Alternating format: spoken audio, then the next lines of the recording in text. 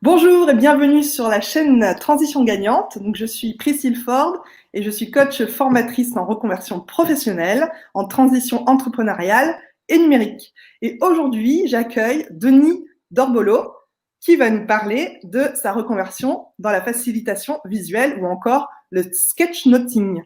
Alors moi, je suis ravie de faire cette interview avec toi parce que je trouve que ton histoire est passionnante et je la partage d'ailleurs dans tous mes ateliers comme cas Génial. pratique. Voilà. Donc, merci Denis de te prêter à cette interview qui, je l'espère, va susciter plein de vocations.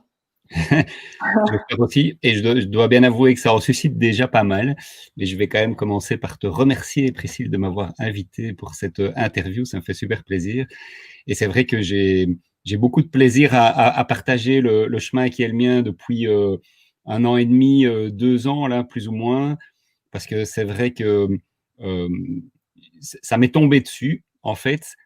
Mais en même temps, il y a beaucoup de boulot derrière. Donc, il y a deux éléments, mais on va partager, je vais partager tout ça ici avec toi et avec les gens qui nous écoutent. Et c'est vrai que c'est intéressant de voir comment les choses se mettent en place et quand elles viennent de l'intérieur, eh bien, les choses se mettent en place toutes seules, en fait. C'est assez magique, je dois bien le dire. Exactement. Donc, pour commencer, dis-nous, parle-nous un petit peu de ta reconversion professionnelle et puis te présenter en parlant aussi de ton ancienne profession. Oui, voilà. Alors donc, d'abord, ce que je fais maintenant, c'est que je donne des formations en facilitation visuelle et en sketchnoting. Alors, parfois, ça apparaît un peu comme un nom barbare pour ceux qui n'ont pas l'habitude. Mais Exact. heureusement, tu vas partager dans cette vidéo quelques exemples pour donner un petit peu une idée. Mais l'idée, c'est de traduire ces idées en dessin. Et donc, quand on a un message à communiquer et qu'on veut créer de l'impact, et qu'on veut aussi faire en sorte que ce message soit bien compris, bien mémorisé par les gens, et bien moi, j'aide les gens à traduire leur message de manière visuelle par le dessin.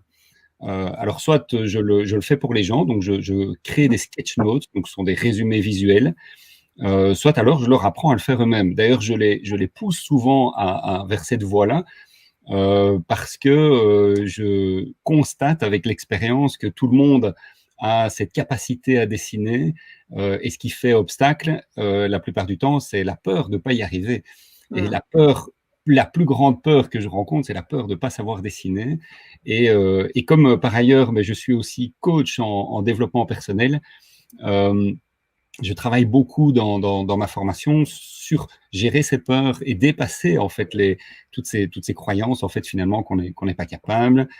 Et ce qui est très très chouette à voir, c'est qu'au terme de la formation, mais les gens ils se lâchent complètement et ils ont débloqué, alors pas toutes les peurs, mais une bonne partie de toutes ces peurs et du coup ça marche tout seul. Voilà, ça c'est un peu ma spécificité. Et ça j'ai lancé ça il y a à peu près 1 an et demi maintenant. Ok. Euh, mais avant ça, j'ai travaillé pendant plusieurs années dans un département de formation d'une grosse entreprise en Belgique. C'est Proximus, qui est l'opérateur télécom historique sur la Belgique. Et j'ai travaillé la plus grande partie de ma carrière dans le département de formation, qui est ma passion. J'ai développppé beaucoup de formations.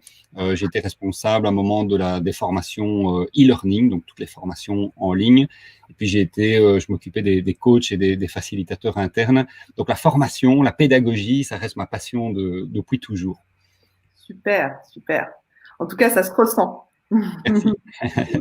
Et donc, quel a été ton déclic pour changer de métier? Alors ça c'est vraiment le moment, c'est vraiment un élément assez significatif dans mon changement d'orientation. D'abord, il se fait que aujourd'hui, ça marche vraiment très bien, mon activité, mais ça n'a pas toujours été le cas. Il se fait que par rapport au dessin, alors tout au début de l'histoire, quand j'étais petit, moi, je dessinais tout le temps. J'ai vraiment grandi avec un crayon dans la main. Et j'ai même fait d'ailleurs de la bande dessinée. À 11 ans, j'ai fait ma première bande dessinée. Donc, c'est Oh, dire si j'ai commencé tôt. Je vais les retrouver récemment d'ailleurs. Mais il se fait que à l'âge de 18 ans, j'ai complètement arrêté de dessiner. Alors, c'est assez bizarre, mais alors j'ai essayé de retrouver, mais qu'est-ce qui s'est passé dans ma vie pour qu'à un moment, j'arrête et j'ai retrouvé. Mais j'ai retrouvé pas un contexte où j'ai retrouvé le moment, en fait, où ça s'est passé. Il se fait que dans l'école où j'étais à l'époque, il y a un nouvel élève qui est arrivé dans l'école et le gars dessinait, mais super bien. Mais vraiment, enfin, en tout cas, c'est le niveau que moi j'aurais voulu atteindre, mais j'y arrivais pas. J'étais pas capable de dessiner aussi bien que lui. Et ce que je faisais, c'est que j'essayais de le recopier. Ce qui est en soi une bonne chose à faire, mais j'étais pas satisfait de moi et j'y arrivais pas. Et je me souviens du jour où j'étais dans mon bureau. D'ailleurs, j'aime bien prendre mon stylo en main pour expliquer ce moment critique pour moi. J'étais dans mon bureau et j'essayais de le recopier encore une fois. Et ce jour-là, je me revois dans ma chambre, j'ai pris mon stylo et je l'ai déposé sur la table. Et je sais que ce jour-là, et j'en ai des frissons quand je le raconte parce que c'est vraiment un moment fort, j'ai démissionné de mon talent. Et à partir de là, j'ai continué à faire des petits dessins, mais toujours le même personnage pendant des années. C'était toujours la même petite tête que je dessinais partout. Mais j'ai arrêté de développer mon talent. Vraiment, quoi. C'est une démission. Vraiment, je le vis comme ça aujourd'hui. C'est symbolique, en plus. Oui, oui. Et 30 ans plus tard, j'ai suivi, donc là où je travaillais, dans l'entreprise où je travaillais, j'ai suivi une formation de facilitation visuelle, exactement comme celle que j'anime maintenant. Et ce jour-là, ouais, vraiment, vraiment la même, quoi. Enfin, la même, je veux dire, donnée par quelqu'un d'autre. Ce jour-là, il s'est passé quelque chose. Je me suis rendu compte que, en commençant à refaire mes petits dessins, en réalisant des sketch notes, puisque on nous apprenait à faire ça ce jour-là, je me suis dit, ça, c'est pour moi. C'est même plus que c'est pour moi, en fait. Il y a vraiment quelque chose de... Ça, c'est moi, en fait. Je me suis complètement reconnu là-dedans. Et d'ailleurs, j'ai des collègues qui étaient là. Forcément, c'était une formation dans l'entreprise. Et donc, j'ai pu parler de ça avec des collègues après. Ils m'ont dit, Denis, on a vu cette journée-là, il y a un truc qui a... Et il parlait de ça. Ça a twisté à l'intérieur, quoi. On a vu vraiment quelque chose qui se passait. Tu as redécouvert quelque chose de l'intérieur, quoi. Et c'est vrai qu'à partir de là, j'ai commencé à animer des formations en faisant des affiches de paperboard avec des dessins. J'ai fait des sketch notes. D'ailleurs, chez Proximus, il y a des affiches de moi qu'on a agrandi en poster dans les couloirs. Enfin, tout le monde a commencé à me connaître avec ce genre de dessin et de facilitation visuelle. Et donc, on me demandait d'intervenir dans des projets, etc. Et donc, à partir de ce jour-là, je me suis dit, waouh, il y a quelque chose qui s'est passé. Et comme je suis formateur depuis toujours, et que je travaillais déjà à mi-temps, donc j'avais un petit peu de temps parce que j'avais développé cette activité de coach en développement personnel, je me suis dit, mais tiens, est-ce que je créerais pas une formation pour expliquer aux autres comment faire, parce que j'adore tellement ça, que ça doit être possible pour d'autres. Et donc, j'ai fait une petite formation pilote. J'ai invité 5-6 personnes et les gens étaient ravis. Ils ont trouvé ça génial. Et surtout, ils se sont sentis capables de faire ça à la fin. Et donc, j'en ai fait une deuxième, et puis une troisième, puis une quatrième. Et en fait, ça n'a plus arrêté. En un an, j'ai formé, je pense, plus de 160 personnes. Donc, ça a été énorme. Et voilà, ça, c'est quelque part, c'est le premier déclic. Je me suis remis à dessiner en allant me reconnecter à ce talent que j'avais oublié, j'avais abandonné littéralement. Et la deuxième chose, c'est de me rendre compte, de passer à l'action, en fait, et de me dire, allez, je me lance, on va essayer, avec toutes ces questions de mais qui je suis moi pour pouvoir expliquer aux autres comment faire, est-ce que je suis assez bon, enfin bref, vous connaissez ce genre de choses. Mais je me suis lancé à l'action, je m'y suis mis directement, sans trop réfléchir, et puis ça a complètement décollé. Et puis depuis, je suis tellement aligné avec cette passion-là que ça marche tout seul. Mais ça marche tout seul. Enfin, je veux dire, je fais des pubs sur LinkedIn, enfin pas des pubs, je partage mes dessins, j'ai des retours mais incroyables, les gens s'inscrivent à la formation, enfin bref, c'est un peu une situation de rêve. Eh ben, c'est super ce que tu partages, c'est hyper inspirant. Et j'ai une sensation un petit peu c'est comme si tu prenais une revanche par rapport au dessin, parce que tu avais un rendez-vous manqué du dessin. Et oui, voilà, un rendez-vous manqué, j'adore cette expression, ça c'est top. Ouais, parce que revanche, c'est un peu revanchard, etc. Mais rendez-vous manqué, ben là, c'est une renaissance, quoi. Hein. Exactement. T'as une technique et c'est super, c'est super. Et après, tout a coulé de source parce que, évidemment, c'était ce qu'il te fallait, quoi. Ouais, et comme quoi la vie nous amène toujours ce qu'on a besoin de voir au moment où on est prêt, quoi, hein, parce qu'à cette époque-là, j'étais tout doucement sur le point de quitter mon entreprise. En tout cas, c'était pas encore présent dans ma tête, mais j'avais, enfin, plus ou moins, puisque je développais cette activité de coach, etc. Mais ça décollait pas. Les coachings individuels, ça marchait très bien, mais les formations, qui étaient ma passion, ça ne décollait pas trop. Et, et là, j'étais prêt. Et donc, c'est arrivé, vraiment, voilà, il n'y a pas d'hasard. J'aime bien cette expression. Ouais, exactement. Tu avais tous les ingrédients, j'ai l'impression, parce que développement personnel, formateur e-learning, enfin, tu avais tous les ingrédients. Exactement, oui. Ouais. Pour Alors, il y a eu un moment intéressant, et ça, je pense que c'est vraiment aussi, alors on est toujours dans les déclencheurs, mais je trouve ça intéressant, les déclencheurs, parce que pour moi, les déclencheurs, ils sont tout le temps là. C'est juste une question de les voir. Ouais. Et on les voit quand on est prêt. Mais il y a encore un autre moment intéressant, justement par rapport à me connecter sur ce qui est moi, en fait, quelque part, sur un de mes talents. Il se fait que moi, depuis longtemps, j'ai une facilité pour synthétiser les choses. Pour prendre un exemple dans un autre domaine, quand je participais à des formations, et je me souviens d'un moment où on avait tous lu le même livre, et puis on en parlait, en fait, ça faisait partie du processus de formation. Et moi, je relevais les 4-5 points qui m'avaient paru essentiels dans le livre, et je les expliquais aux autres pour les partager. Et les autres m'ont regardé en disant, mais c'est incroyable, on a tous lu le même livre, mais j'aurais jamais été capable de relever ces 5 points essentiels qui me paraissent être vraiment le cœur du livre. Et ça, c'est arrivé à de multiples reprises. Et puis tout d'un coup, je me suis rendu compte que c'était un de mes talents, en fait, c'est d'arriver à mettre de la structure là où il n'y en a pas, aller repérer l'essentiel pour pouvoir le mettre en avant, ce qui est évidemment une des compétences importantes quand on fait du sketchnoting, donc des résumés visuels, puisqu'on va par exemple résumer une conférence d'1 heure en une page, en prenant vraiment les éléments clés. Et je me suis rendu compte que ça, je faisais ça naturellement, ça me demandait aucun effort de faire ça. Et c'est quand j'ai compris ça et que je me suis approprié ça, je me suis dit, ça, c'est quelque chose que je fais naturellement, et je vais en faire quelque chose dans mon activité. Et ça, je trouve ça un piège, parce que la plupart du temps, quand on se reconnaît un talent, on a l'impression que c'est normal. Parce que pour nous, c'est tellement simple qu'on n'a pas l'impression que ça a de la valeur. Et le déclic, c'est quand je me suis rendu compte que moi, je savais faire ça naturellement, mais pas les autres. Ouais. Que les autres me reflétaient, mais comment tu fais pour aller prendre les 5 éléments clés d'une conférence, alors pour les dessiner, mais ça c'est encore une autre compétence de les traduire en dessin, mais le simple fait d'aller rechercher les 5 éléments clés d'une conférence, je me suis rendu compte que c'était quelque chose qui n'était pas nécessairement courant chez tout le monde.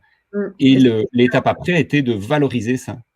Ouais. Et si tu me permets, la première étape que tu décris, de synthétiser en 5 points, ça me fait penser à ceux qui font des mind mapping, des cartes mentales de séminaires. Mais toi, tu vas au-delà de ça, tu les synthétises, mais surtout, tu les mets en images, parce que dans la facilitation visuelle, il n'y a pas que le dessin, il y a aussi des messages clés, des mots. Exactement, tout à fait. Alors, on est très proche du mind map. Disons que le mind map, ça va être plutôt un outil de réflexion qui va permettre de mettre ses idées sur papier. Mais la mind map, je l'utilise aussi beaucoup, mais c'est peu transmissible. C'est-à-dire, c'est difficile après de prendre sa mind map et de la donner à quelqu'un d'autre pour qu'il rentre dans la logique. D'ailleurs, c'est une carte mentale, donc on projette son mental dans une carte. Tandis que la sketchnote, elle est destinée à être transmise. Et donc, ça permet à quelqu'un qui n'a pas vu la conférence, qui n'a pas suivi la formation, de pouvoir comprendre le contenu en une page et de retirer les points essentiels qui sont en plus présentés de manière graphique, visuelle, dessinée. Ouais. Ok, super. Et donc, comment ont réagi tes proches et ta famille quand tu as décidé de faire ce changement, de laisser, de partir de Proximus? Alors ça, évidemment, c'était un moment critique. Je ne vais pas dire que ça s'est passé de manière fluide et simple, mais j'ai quand même pris beaucoup de temps avant de prendre ma décision. Donc, il y a des gens qui sont capables de partir sur un coup de tête. Moi, c'est pas mon style. J'ai besoin de garanties, j'ai besoin de m'assurer que tout va bien. Et donc, j'ai mis quand même plusieurs mois à laisser mûrir cette décision. Je ne l'ai pas laissé mûrir en m'occupant d'autre chose. En fait, j'ai pris la décision de quitter l'entreprise quand je serai prêt. Mmh. Euh, en mettant tout mon programme en place, c'est-à-dire en me fixant des objectifs très clairs et en me disant, voilà, maintenant je mets en place ma formation, maintenant je mets en place toute une stratégie par rapport à mes sketch notes. Et donc, j'ai commencé à construire tout ce projet-là. Alors, entre nous, j'avais quand même ma femme à convaincre, puisque quitter un emploi salarié, ça reste quand même une certaine sécurité financière, quoique, à mon avis, quand même, pas toujours aussi sûr que ça, par les temps qui courent. Mais bon, néanmoins, la pression perçue, c'est qu'on a cette sécurité-là. J'avais une voiture de société, j'avais un portable, j'avais mon ordinateur portable, enfin bref, plein d'avantages en nature, enfin tout ce que les entreprises font pour essayer de garder leurs employés. Ouais. Et donc, c'est quand même une décision importante à prendre. Et donc, avant de la prendre, je ne voulais pas arrêter et puis commencer à développer mon activité. Je voulais que tout soit prêt et déjà pouvoir avoir la preuve que ça marche. Ouais.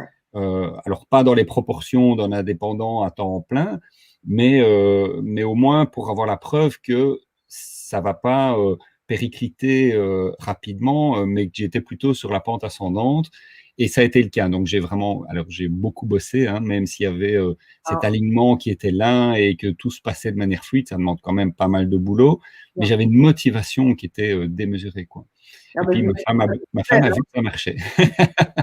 Et donc, ça va être surtout avec elle que la discussion a eu lieu parce que, bon, voilà, d'autres personnes n'ont pas.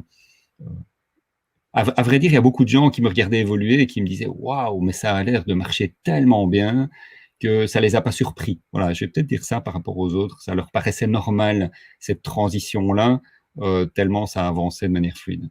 Super. Ok. Et donc maintenant, qu'est-ce qui dans ton activité actuelle ne te fait rien regretter de ton ancien métier? Alors là, c'est assez surprenant. Je pense pas, je vois pas d'éléments qui me feraient changer d'avis pour le moment, mais je n'ai pas le moindre regret aujourd'hui de la décision que j'ai prise. Donc, j'ai arrêté réellement le 1er juillet de 2020. La décision vraiment a été prise juste avant le Covid, juste avant le premier confinement. Et donc, je suis parti en fait en pleine période de tourmente. Et donc, voilà, il n'y a pas besoin de donner de précision sur ce que tout le monde vit pour le moment. C'est quand même une situation assez dramatique pour beaucoup de gens. Mais en ce qui me concerne, je dois quand même préciser dans l'évolution, il y a eu quand même un moment où j'ai cru que j'allais tomber. C'est-à-dire que, comme beaucoup de gens l'ont vécu au premier confinement, moi, mes formations, elles se donnaient en classe. Donc, je réservais des salles, je donnais ma formation en classe. J'en avais déjà animé un tas juste avant. Et puis, j'avais 2 sessions qui étaient prévues en mars et en avril, et j'ai dû les annuler parce que forcément, confinement, donc c'était plus possible. Et là, il s'est passé un moment magique. Il y a une des participantes qui était inscrite à ma formation de mars, je pense, et elle m'a dit, Denis, j'ai besoin de ta formation, parce qu'elle était en train de rédiger un livre et elle voulait faire les illustrations de son livre, réaliser une sketch note dans son livre pour ses lecteurs. Et elle m'a dit, Denis, j'en ai besoin maintenant. Alors, tu fais ce que tu veux. Tu fais un Zoom avec 3 personnes, tu invites ta sœur et ta femme si tu veux, je m'en fous, mais fais la formation pour moi, j'en ai besoin. Wow. Et bon, là, c'était le tout début du confinement. Et quand je dis que je la remercie, c'est parce qu'elle m'a vraiment permis, alors entre nous, je vais dire, elle m'a un peu botté le cul, pour le dire platement, mais elle m'a forcé la main pour me mettre au digital. Et donc, je me suis lancé dans Zoom, j'ai réglé tous les aspects techniques que ça implique, hein, parce que c'est quand même une nouvelle pratique. Et j'ai organisé ma première formation en faisant un pilote. J'ai eu 5 ou 6 personnes qui se sont inscrites.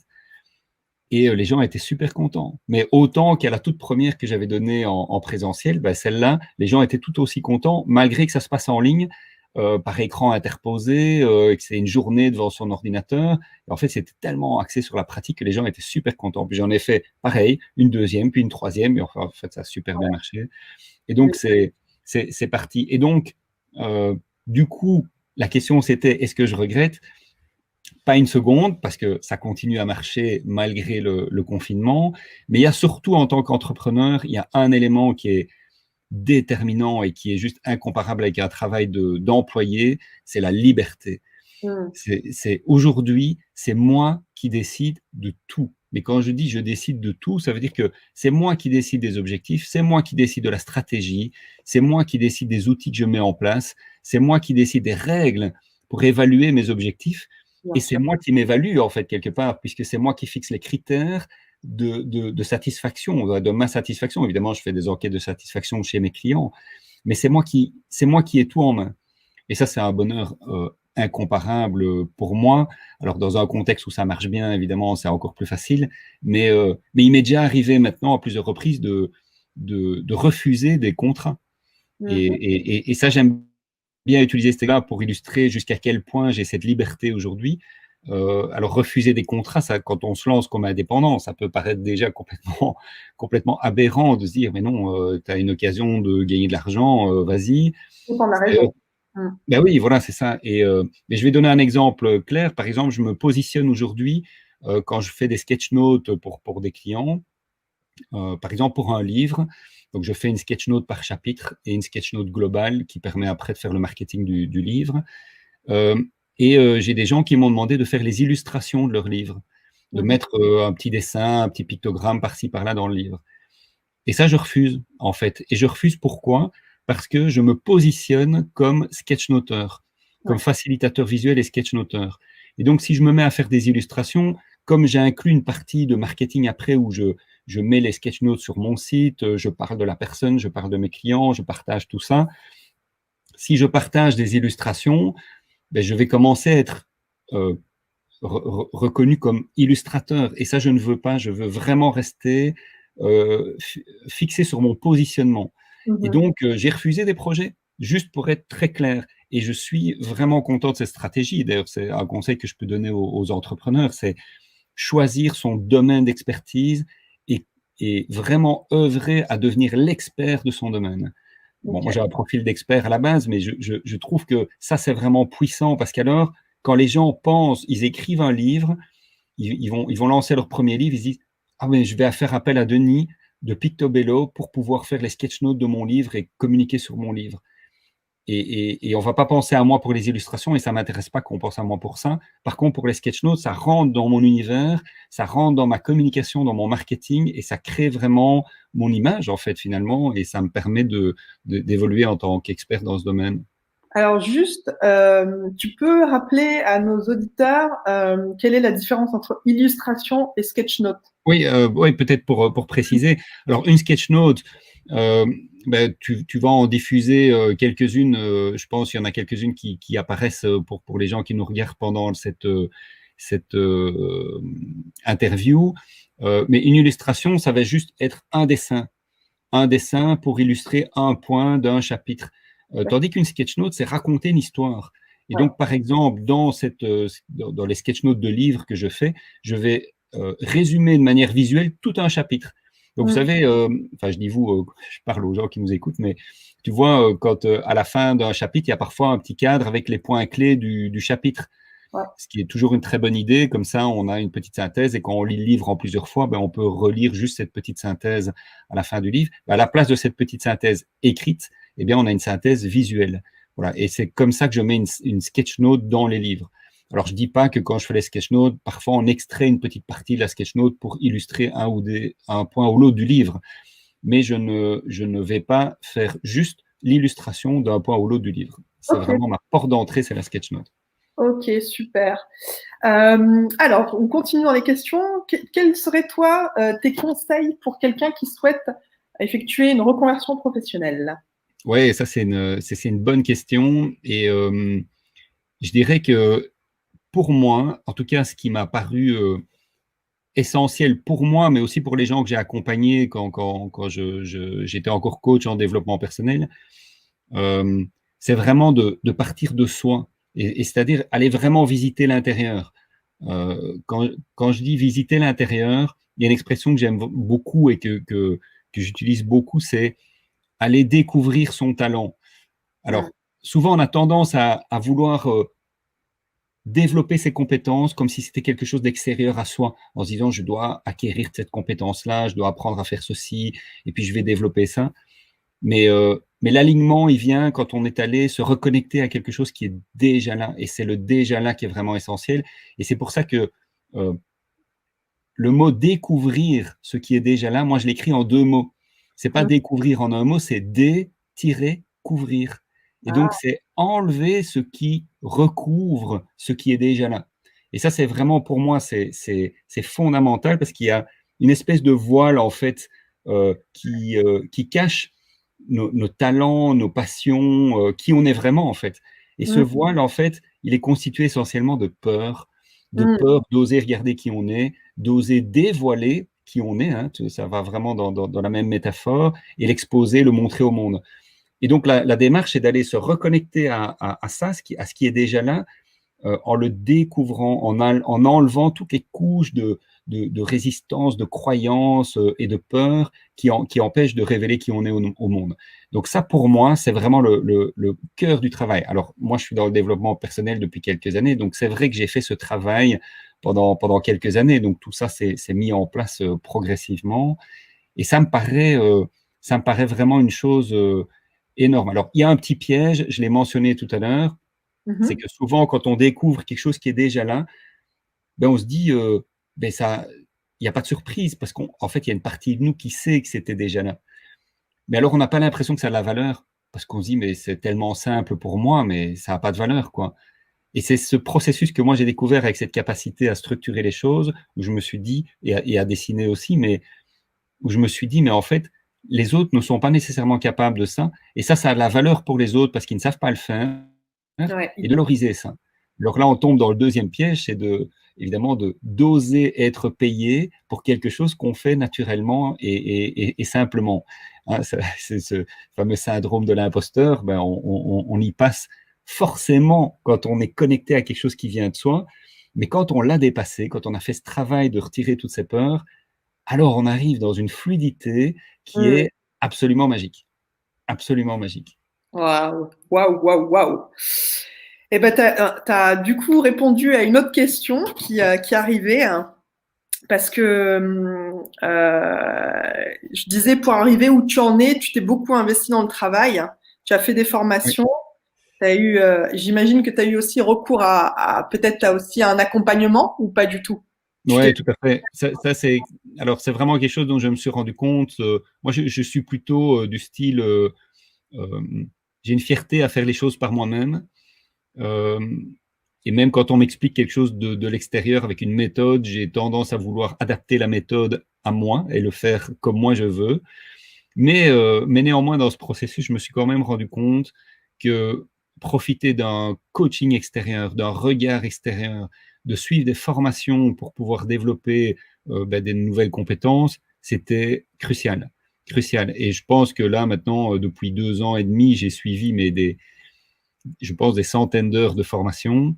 J'ai eu beaucoup de coaching aussi. Alors, c'est des coachings en développement personnel, justement, pour aller faire sauter ses croyances et ses peurs. Ça, pour moi, c'est le plus important parce que le reste, c'est de la technicité. Alors, je suis rentré dans cette démarche de déléguer aussi beaucoup. Donc, j'ai pris un coach pour développer mon site, pour développer mes formations, en tout cas pour l'aspect technicité, arrêter de chercher mon chemin tout seul, faire confiance à d'autres qui ont une plus grande expertise que moi dans un certain domaine. Euh, L'exemple, c'est la comptabilité aussi. Je faisais tout moi-même, j'ai arrêté, j'ai pris un comptable. C'est chacun son expertise. Et, et alors, sachant évidemment déléguer, mais en fait, le temps que je gagne à ne pas faire quelque chose comme la compta, que d'autres font bien mieux que moi, mais je le passe à faire ma passion. Et en même temps, en gagnant de l'argent grâce à ma passion. Et donc, c'est beaucoup plus chouette pour moi de passer mon temps à faire mes dessins et mes formations que de faire ma compta. Bien Et sûr. donc, du coup, voilà. Mais du coaching, pour moi, c'est un des éléments clés, vraiment, ce qui m'a permis d'aller vite, en fait. On peut le faire, mais si on a 5-6 ans devant soi, ça va, c'est cool. On peut Ouais. tout faire soi-même. Sur le Mais si sens, on a vraiment envie d'y aller, il faut ouais. un regard extérieur. C'est tellement puissant, quoi. C'est tellement fort. Ok. Eh ben, super, merci. Et pour rebondir sur ce que tu disais tout à l'heure, parce que j'ai vraiment envie de savoir, avoir ton secret, parce que tu es parti d'une passion, pour toi c'est le dessin, développé pendant l'enfance, qui était en sommeil ensuite. Est-ce que tu as une suggestion à partager pour réveiller nos rêves, des passions trop longtemps ensevelies par des croyances, comme tu disais tout à l'heure, par de l'éducation peut-être aussi, et des convenances? Oui, alors, bon, évidemment, il y a le coaching qui peut permettre d'aller creuser, d'aller enlever ces couches-là, mais euh, alors, en tout cas, alors là, je vais parler pour moi parce que je me suis rendu compte, en fait, que le dessin, euh, et c'est un excellent moyen d'aller se reconnecter à des choses qui sont enfouies à l'intérieur. Et c'est intéressant parce que, alors, j'en suis pas encore là aujourd'hui, mais à un moment, j'aimerais allier le monde du développement personnel et le dessin et faire Mhm. en sorte de retrouver cette compétence que j'ai en développement personnel et en coaching individuel en entrant par cette porte d'entrée du dessin. Et je me suis rendu compte que les gens qui participent à ma formation, les choses qu'ils me disent à la fin, c'est ah, j'ai retrouvé mon âme d'enfant. Ah, c'est Je me clair. suis reconnecté à une partie de moi que j'avais complètement oubliée. D'ailleurs, mon histoire que je raconte au début, je la raconte au début de chaque formation parce qu'il y a plein de gens qui sont inspirés par ça et qui disent oui, moi aussi je dessinais quand j'étais petit et puis maintenant j'ai retrouvé ça. Enfin bref, donc c'est assez puissant. Et se reconnecter à son âme d'enfant, je trouve que c'est un moyen magique de laisser ressortir des choses qui sont enfouies à l'intérieur, mais qu'avec son filtre d'adulte, on ne veut plus voir, on n'ose plus voir, parce qu'il y a plein de conditionnements qui sont arrivés pendant notre enfance, adolescence, où on nous a dit mais non, je pense à des gens qui voulaient faire de la gymnastique ou de la danse ou de la peinture. On leur a dit mais non, tu gagneras jamais ta vie avec ça, laisse tomber, et qui ont abandonné des carrières où justement ils auraient été alignés avec eux et qui sont passés à côté. Tu utilisais tout à l'heure l'expression allez, comment tu disais, de revanche sur la vie, mais Le rendez-vous manqué. rendez-vous manqué, voilà, j'adore cette expression, je vais la noter. Ce rendez-vous manqué, mais on peut le retrouver, et j'en suis la preuve, puisque c'est ce qui m'est arrivé. Et donc, bon, allez, j'ai retrouvé ça, j'avais 47 ans quand je me suis reconnecté à ce talent de dessin, 30 ans plus tard. Donc, c'est quand même impressionnant de voir que ça reste possible. Et Mm. quand on prend la peine d'aller se reconnecter à ça, ça marche, ça marche. Voilà. Et donc, le dessin est une manière de procéder, Ouais, mais il y tout a, à il y fait. a possibilité d'y retourner. Et ce qui est chouette, et j'utilise cet exemple-là parce que j'adore, euh, en fait, on a tous su dessiner, tous. C'était Ouais. quand on était à la maternelle. Alors, la maternelle, c'est voilà, avant l'école primaire. Et à ce moment-là, on savait tous dessiner, mais il y avait une grande différence avec ce qui se passe aujourd'hui. C'est qu'à cette époque-là, on ne se jugeait pas. Mm. On faisait un dessin et on n'avait rien à faire de savoir si l'arbre de Noël qu'on venait de dessiner ressemblait à l'arbre de Noël, si la voiture qu'on venait de dessiner, ça ressemblait vraiment à une voiture. On s'en foutait. En Mm. fait, on dessinait pour soi, on dessinait pour le plaisir, on était connecté à ce plaisir artistique. Et bien ça, quelque part, c'est une chouette voie pour pouvoir se reconnecter et aller retoucher cette partie de soi qu'on a enfouie, qu'on a un petit peu abandonnée au fil des années. Mm. C'est super ce que tu dis, c'est la reconnexion à soi. Oui, la Et reconnexion à soi. Tout à fait. C'est effectivement, vraiment, allez, bon, c'était mon approche en développement personnel. Et alors, ce qui est d'assez chouette, et c'est pour ça que je dis que je referai le lien dans le développement de mon activité ici, c'est que la reconnexion à soi, avec des mots, avec des conférences, on peut entendre beaucoup de choses, mais en fait, il y a toujours cette couche de filtre et de blocage interne qui nous empêche de vraiment mettre ça en pratique. Mais quand on utilise, je trouve, une démarche artistique, on passe au-delà de ça. On arrive à se reconnecter sans s'en rendre compte, en fait. Il y a quelque chose qui se passe et qui s'ouvre de l'intérieur. Et une fois que c'est ouvert, ça s'ouvre. Voilà, c'est l'éclosion, en fait, de ce talent que ce soit le dessin ou autre chose. Hein. On peut se remettre à faire des cours de danse, des cours de cuisine, voilà, mais quelque chose de pratique qui nous permet d'aller au cœur de soi, mais de le laisser s'épanouir. Et une fois que le processus d'éclosion est engagé, j'ai l'impression qu'il n'y a plus grand-chose qui peut l'arrêter. Exact. Ben, je vais peut-être utiliser le dessin parce que, effectivement, pour trouver sa voie, j'utilise aussi la reconnexion à ses rêves d'enfant. Ouais, ouais, et c'est une super idée. C'est une super idée, tout à fait. Et parfois, on peut passer par les dessins parce qu'effectivement, les dessins, on peut les garder longtemps. Souvent, on va dans sa cave et on les a encore. On demande à ses parents, mais Tout à et fait. garder tous ces dessins, voir ce qu'on faisait ou s'en souvenir. Mais en tout cas, se reconnecter, c'est une des clés. Mm. Ouais.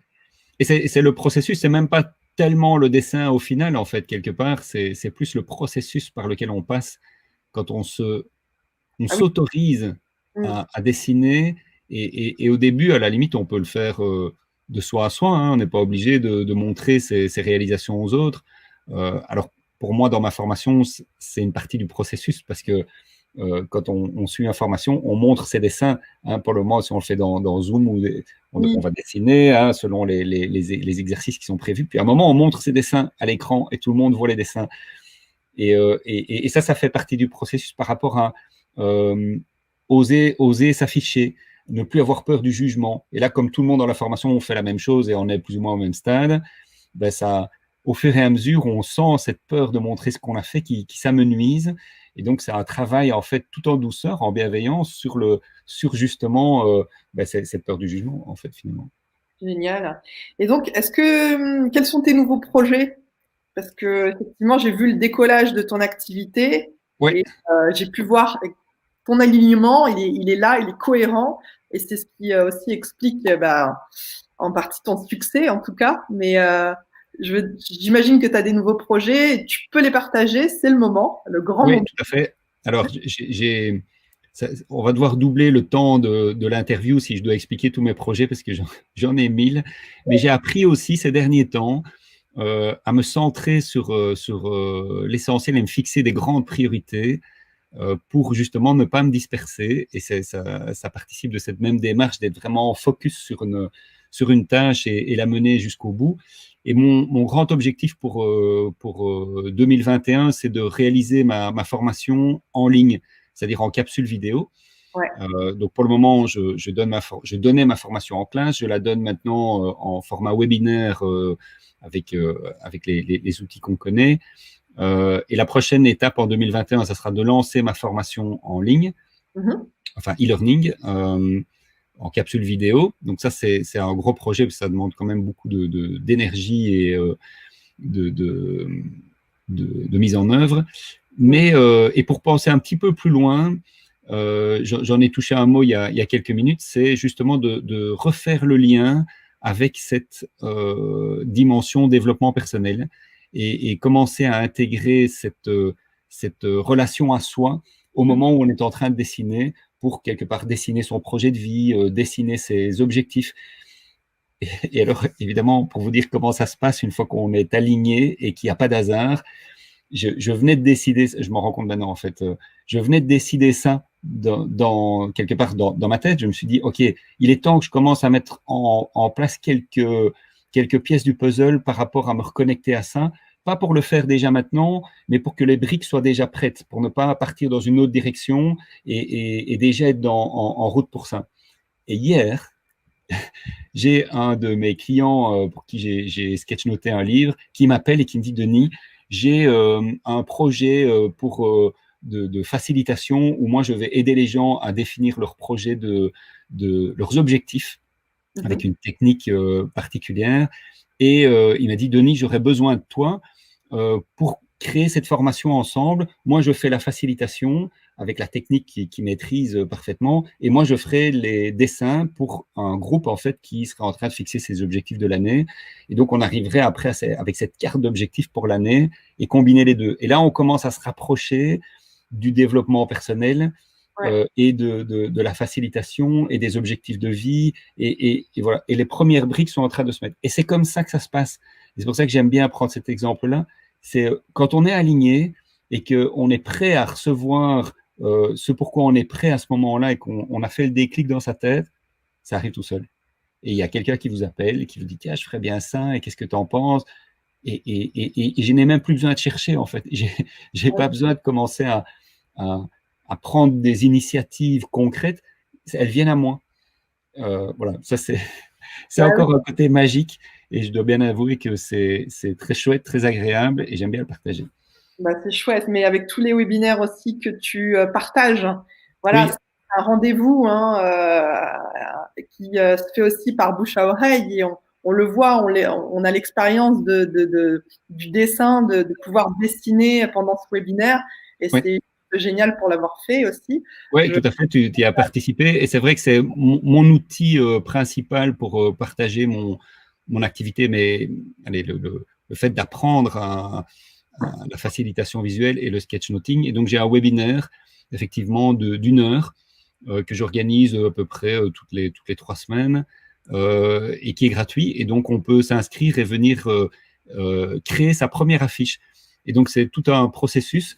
C'est un peu le processus réduit de la formation, mais ça permet de goûter à la manière dont je fonctionne. Pardon, avec, par exemple, et tu t'en souviens sûrement, on va dépasser cette peur de ne pas savoir dessiner. Ça se passe déjà pendant le webinaire découverte, parce que les gens ont cette appréhension-là, et pendant le webinaire, tac, cette peur-là, elle saute déjà. Et on se dit, waouh, c'est possible, je suis capable de dessiner pour faire ma première affiche. Et à la fin, tous les participants sortent avec leur première affiche, ils peuvent la montrer et la partager sur les réseaux sociaux. Enfin bref, tout le monde y arrive. Et c'est vraiment une très, très chouette expérience pour découvrir tout ça et puis voir que c'est possible. Ouais, et je la recommande. Et les liens pour participer à ces webinaires, tu les partages sur ton site? Alors, mon réseau privilégié, c'est LinkedIn. C'est là que je partage la plupart de mes publications, de mes posts. Je m'adresse beaucoup aux professionnels et beaucoup aux formateurs, parce que c'est mon public de cœur, hein, parce que c'est mon métier depuis toujours. Donc, je suis fort présent sur LinkedIn et ça, je partage toujours sur mon nom, Denis Dorbolo. J'ai une page pictobello.com, mais c'est surtout Denis Dorbolo où je partage mes publications. J'ai une page Facebook où je partage aussi mes informations. Et puis alors, il y a mon site pictobello.com où là, il y a la description de mes formations. Il y a plein d'exemples de sketchnotes pour vous donner des idées. Et il y a un blog aussi où je partage les réalisations, les miennes et parfois celles de mes participants. Ça, je vais commencer à développer ça l'année prochaine. J'ai déjà commencé à en partager beaucoup sur LinkedIn. Enfin bref, voilà. Mais donc, c'est principalement via LinkedIn et mon site pictobello.com que je suis le plus facilement joignable. Ok. Et pour nos auditeurs, je précise que je mets tous les liens et le site de Denis dans la description qui se trouve en dessous de la vidéo. Donc pour s'y référer. Merci, Cécile. Bah, écoute, je crois qu'on a fait le tour. Est-ce que toi, tu as des choses à ajouter, le mot de la fin? Mais moi, je dirais le mot de la fin et pour partager avec les personnes qui ont envie de faire ce pas et de se lancer comme entrepreneur, pour moi, c'est partir de soi. C'est pas aller chercher une activité à l'extérieur en disant ça pourrait marcher, ça pourrait marcher. C'est commencer par partir de soi sans définir le plan de route, sans définir les moyens, le comment, ça va arriver tout seul. Quand on part de soi, quand on se reconnecte à vraiment ce qui part de l'intérieur, l'univers, et je le dis comme ça et j'y crois vraiment, l'univers, quand c'est juste, va vous amener les opportunités, les bonnes opportunités au bon moment. Et à ce moment-là, ça marche tout seul. Voilà, c'est ce que je voudrais partager avec tes auditeurs. En tout cas, merci beaucoup, merci infiniment, Denis, pour cette interview. Ça a été un plaisir de partager ce temps d'interview avec toi. Et écoute, je te souhaite encore plus de succès. Il va falloir en beaucoup, Priscilla.